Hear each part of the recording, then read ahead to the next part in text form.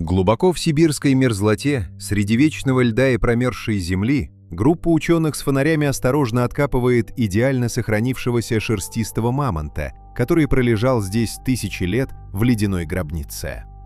40 тысяч лет назад эти могучие гиганты по-настоящему правили ледниковым миром.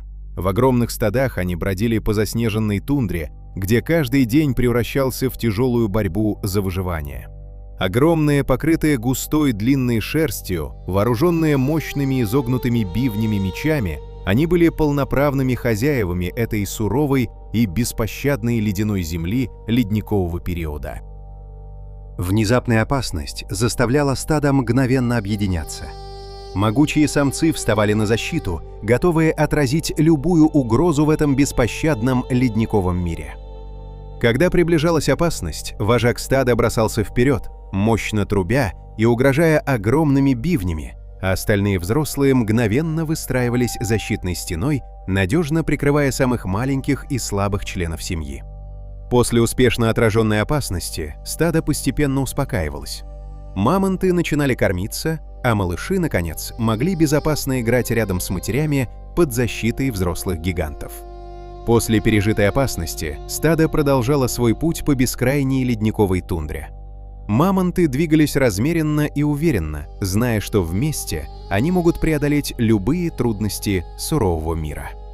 Питание было главной задачей.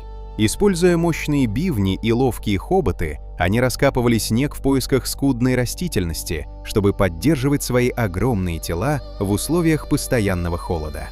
Внутри стада тоже шла своя жизнь. Самцы периодически устраивали показательные схватки, чтобы определить иерархию, не причиняя друг другу серьезного вреда. Мамонты регулярно преодолевали замерзшие реки и труднопроходимые участки, демонстрируя удивительную осторожность и силу при переходах через ледяные преграды. Со временем пути древних людей и мамонтов начали пересекаться. Люди оставляли на скалах изображения этих гигантов, выражая одновременно страх, уважение и восхищение перед могучими животными ледникового периода. Для ранних людей мамонты стали не только источником пищи, но и важной частью их культуры и выживания. Охота на такого гиганта требовала смелости, слаженности и тщательной подготовки. Охота на мамонта была крайне опасным и редким событием. Только хорошо организованная группа охотников могла рассчитывать на успех в борьбе против такого мощного и грозного животного. Удачная охота давала людям не только мясо. Из костей и бивней они делали инструменты и оружие, а густая шерсть становилась теплой одеждой, помогая выживать в ледниковом холоде. Каждая удачная охота приносила людям бесценные ресурсы. Мясо шло в пищу, густая шерсть на теплую одежду, а кости и бивни становились материалом для инструментов и оружия. Сегодня, спустя тысячи лет, ученые извлекают ДНК из сохранившихся в мерзлоте тел мамонтов, пытаясь разгадать тайны их жизни и понять причины их исчезновения. Примерно 10 тысяч лет назад климат начал резко теплеть. Мамонтовая степь сокращалась, а вместе с ней исчезали и привычные места обитания для этих гигантов. Последние мамонты доживали свои дни на отдаленном острове Врангеля. Изолированные и многочисленные, они исчезли около 4000 лет назад, оставив после себя лишь загадку. Вопреки расхожему мнению, мамонты никогда не были предками современных слонов. Их история куда интереснее. 5-6 миллионов лет назад в жаркой Африке жил их общий предок – примитивный слон Праймелефос. Именно тогда их эволюционные пути разошлись и пошли параллельно. Азиатские слоны появились около 4 миллионов лет назад, а мамонты отправились покорять север. И хотя их линии разделились, недавние генетические исследования показывают, в Евразии эти гиганты изредка все же скрещивались между собой. Конец эпохи плейстоцена. В заснеженной Евразии хозяин один – знаменитый шерстистый мамонт. Но настоящий плавильный котел видов кипел в Северной Америке. Там, в разных климатических зонах, одновременно обитали до 5 видов мамонтов. Большинство из них по размерам не превосходили нынешних слонов, но были и поразительные исключения. Настоящий титан, североамериканский императорский мамонт, возвышался на 5,5 метров и весил 14 тонн.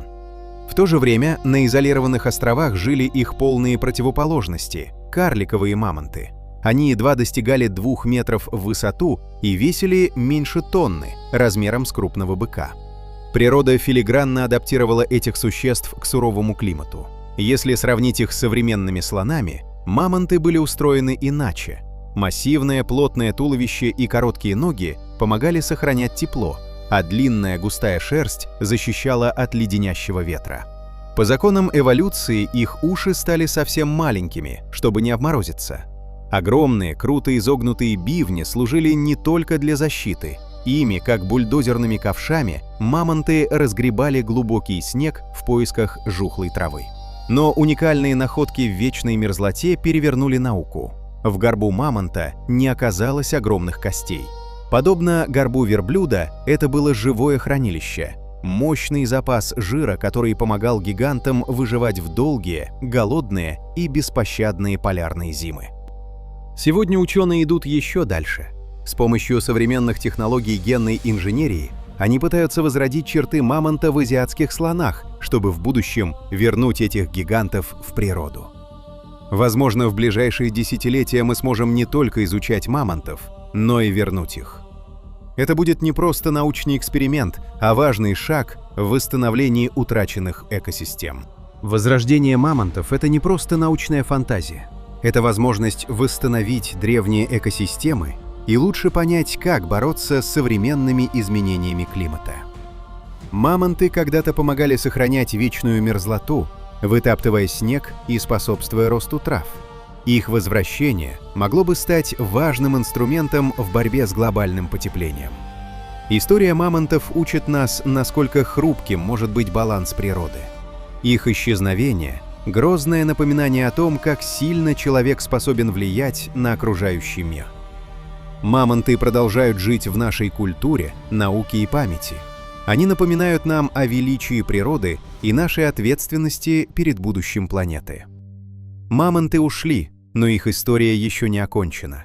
Возможно, скоро мы снова увидим этих легендарных гигантов, шагающих по земле. Мамонты — это не просто вымершие гиганты. Это целая глава в истории нашей планеты, которая учит нас, насколько хрупок баланс природы и как быстро человек может повлиять на судьбу целых видов. Изучая мамонтов, мы лучше понимаем собственное место в истории Земли. Их исчезновение — напоминание о том, что даже самые могучие создания могут исчезнуть, если меняется климат и среда обитания. Сегодня наука стоит на пороге удивительного — возможности вернуть часть древнего мира.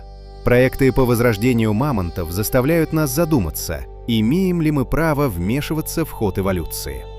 Мамонты оставили нам не только кости и ДНК, они оставили урок. Урок уважения к природе, урок ответственности за будущее нашей планеты и всех живых существ, которые ее населяют. В кабинете историка мы часто говорим о прошлом, чтобы лучше понять настоящее.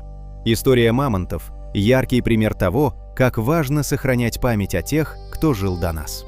Спасибо, что были с нами в этом путешествии во времени. Подписывайтесь на кабинет историка, ставьте лайк и пишите в комментариях, какую древнюю тайну вы хотели бы раскрыть следующей. До новых встреч!